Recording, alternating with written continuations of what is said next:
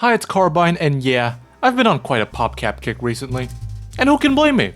They were a good-ass company making good-ass games before they got sent to the conglomerate coal mines at EA, just like Raven Software before them, who have been damned to Call of Duty hell since being acquired in 2012.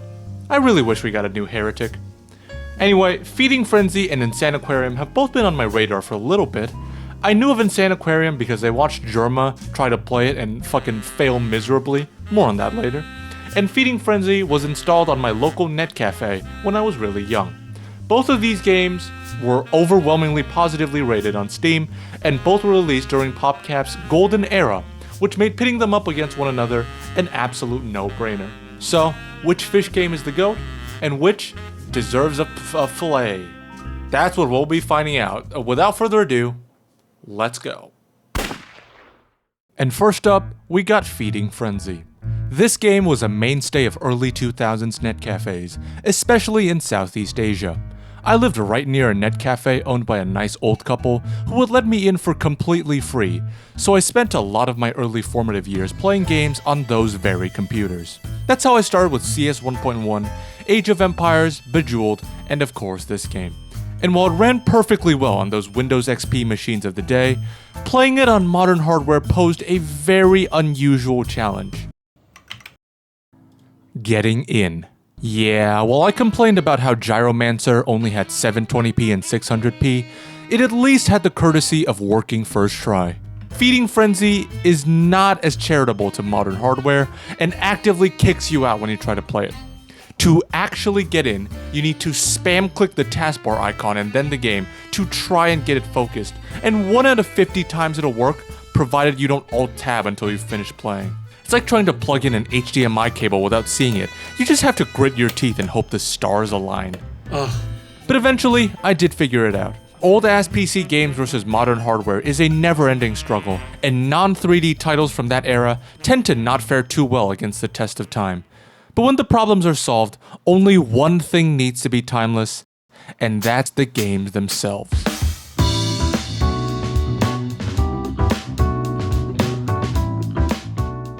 First off, let me just address the elephant in the room. Here's Feeding Frenzy 1.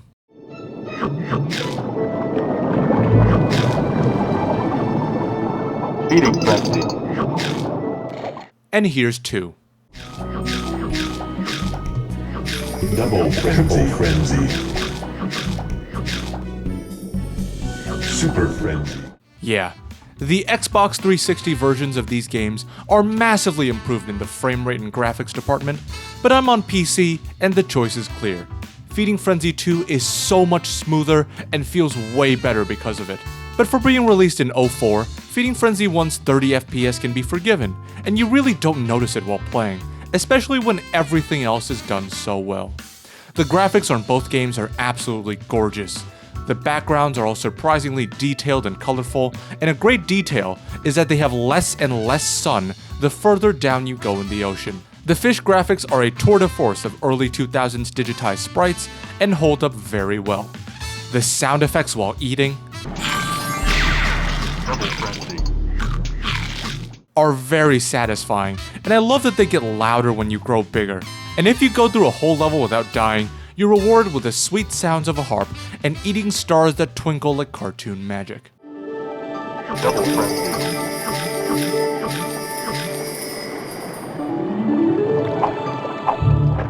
The music is amazing.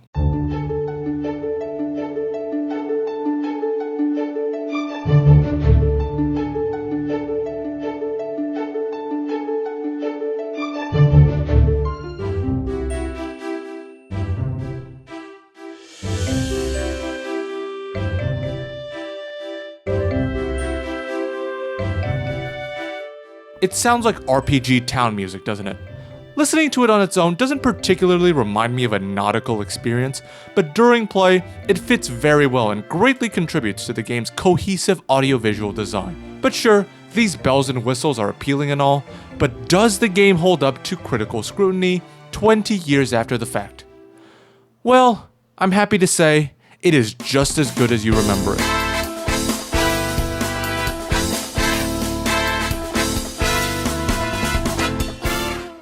New Millennium PopCap had a knack for making games so simple you could play them with your eyes closed and an arm chopped off.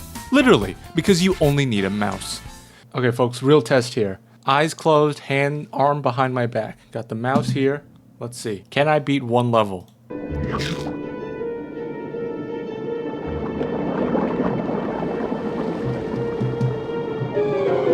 Fuck. Fuck! Yeah, okay. When you begin a level, you're dropped into the water as the second smallest fish in the sea. Your job is to eat your way up, dodging the predators while becoming less and less of a prey. Do that until you finally reach the top of the food chain, and they all become morsels for nourishment. 39 levels later, you have yourself a game. You could show this to a 4-year-old kid and he'll pick it up in 5 minutes, which is exactly what happened to me. PopCap could make games that are so intuitive that people of almost any age or any background can understand and enjoy them without even knowing a lick of English. But that doesn't make the game easy, not at all. As you progress, the game grows gradually more complex.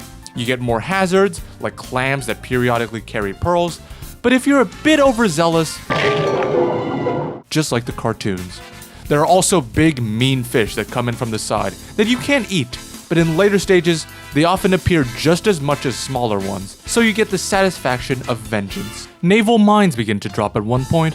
I don't know why. Maybe the Americans wanted to keep up their tradition of bombing the local population at the sight of oil.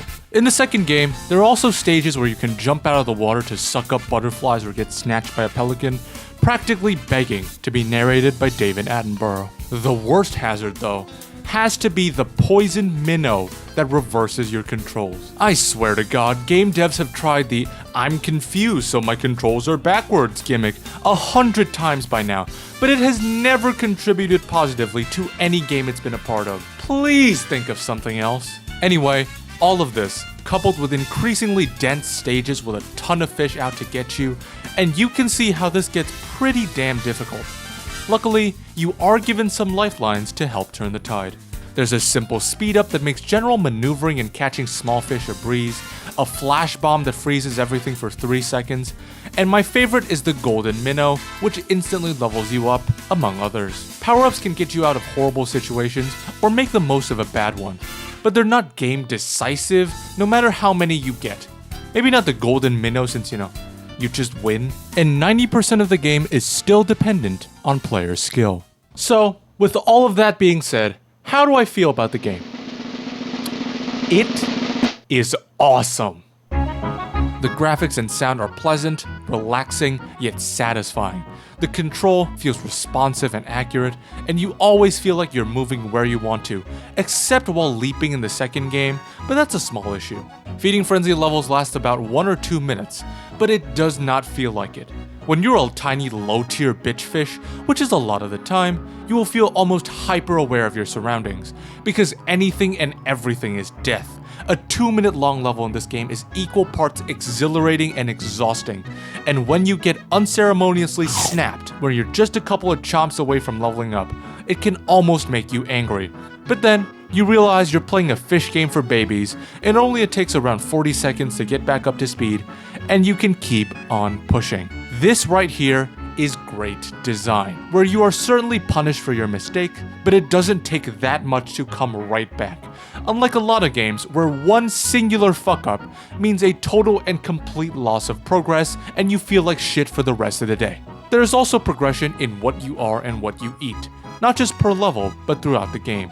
You're a little clownfish at the start, munching on minnows, but by the end, you're a fucking killer whale that weighs more than a pickup truck, slurping down barracuda or even tiger sharks like it's nothing.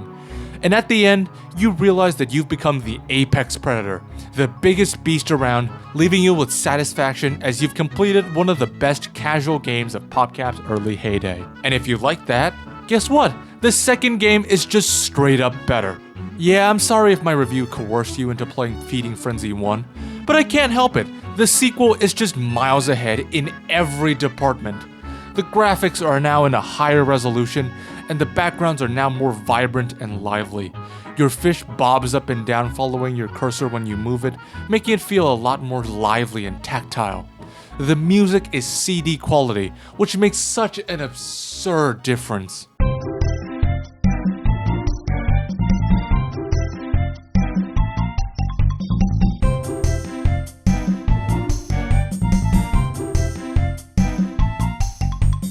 The gameplay also got a huge boon, with a simple story and actually engaging boss fights, culminating in you unlocking that very boss as a playable character. There is nothing that the first game does better, but both are still absolute bangers of their era, and both deserve to be enjoyed at least once in your gaming life. You will not regret it. Wow, that was a cool game. Do you like cool games? I like cool games. If you like cool games, click like, click subscribe, and if you do or do not like cool games, write me a comment in the thing below. And thank you for watching, and keep watching because the show's not over. Well, that was quite a tough act to follow, innit? I did think so coming into our next game, but judging by the reviews, I held my belief that this title was going to go blow for blow, ban for ban, gill for gill, in the fight to be the greatest fish game ever made. Sitting at a staggering 96% on Steam, we have Insaniquarium.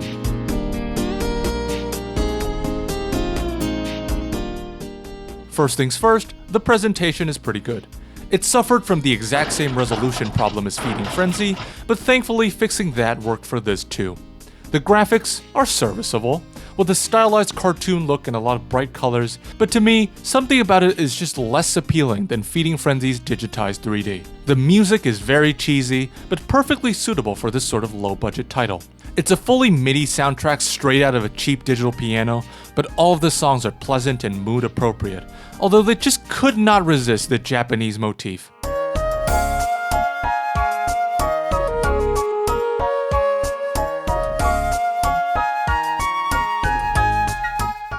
It's not the 2000s without a little bit of stereotyping, isn't it?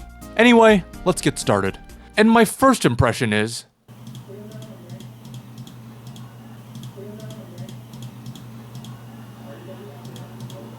what the hell am I doing?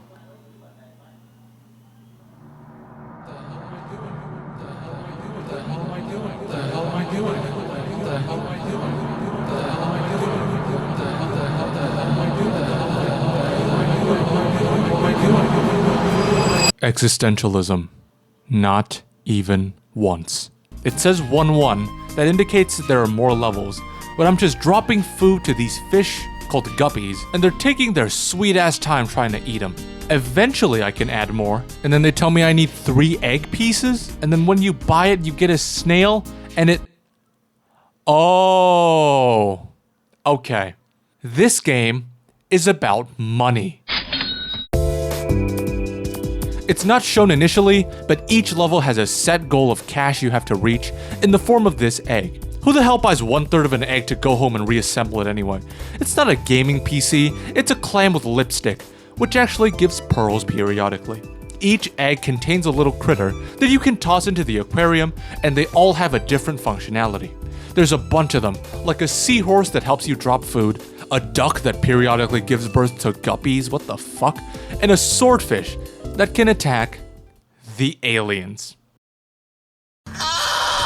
Yeah, the thing that supposedly make this aquarium so insane is that periodically, legally distinct aliens or robots will show up and try to murder all of your yellow guppies, and your job is to kill it ASAP.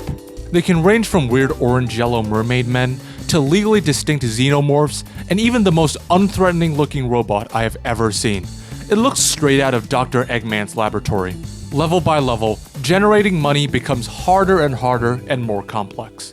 You can buy upgrades for things like the quality and quantity of your food, as well as your alien-killing laser blaster, but that's not the main thing. It's these 2 middle slots that make up most of the difficulty, because they're actually a puzzle in economics and manufacturing. The first thing to appear in one of these slots is a carnivore, a fish that eats other fish. But that seems incredibly counterintuitive. Why would you purposely let your source of income thus far be eaten? It's because each fully grown fish can only release gold coins worth $35, while a fully fed carnivore can make diamonds, which are worth $200. The math just maths out. Probably. And earning diamonds is much more efficient than waiting on your fish to get big. Tank 2's puzzle is actually way less intuitive than you'd think. You're given a green potion and a weird squid that has a hole on his head like Cup Boy, but upon dropping said potion, they just fucking die. I was stuck on this for a while until I looked it up on the wiki, and as it turns out, you have to wait for them to be fully grown before poisoning them, and then they'll drop stars, which can get sucked up by the cup squids and finally become diamonds. This is what the game is. It teaches kids to understand that unskilled labor won't get you very far, and you need to enhance your production to maximize profitability, even if such advancements require some difficult sacrifices. So, how do I feel about Insaniquarium? I don't get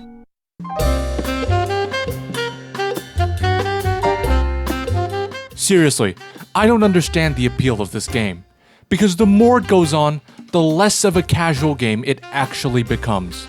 Unless you haven't noticed, this game is an idle game that isn't idle. The similarities are obvious in my opinion. It's all about upgrading and enhancing your economy to get money as fast as possible. But the main issue is that you have to click. A lot. Coins, stars, diamonds, feeding, especially trying to shoot down the aliens, it's a lot of spam clicking. And when you reach the late game stage in a level, it can get pretty damn overbearing if you don't play Minecraft PvP or something. And the sound effect when you get a coin is very annoying.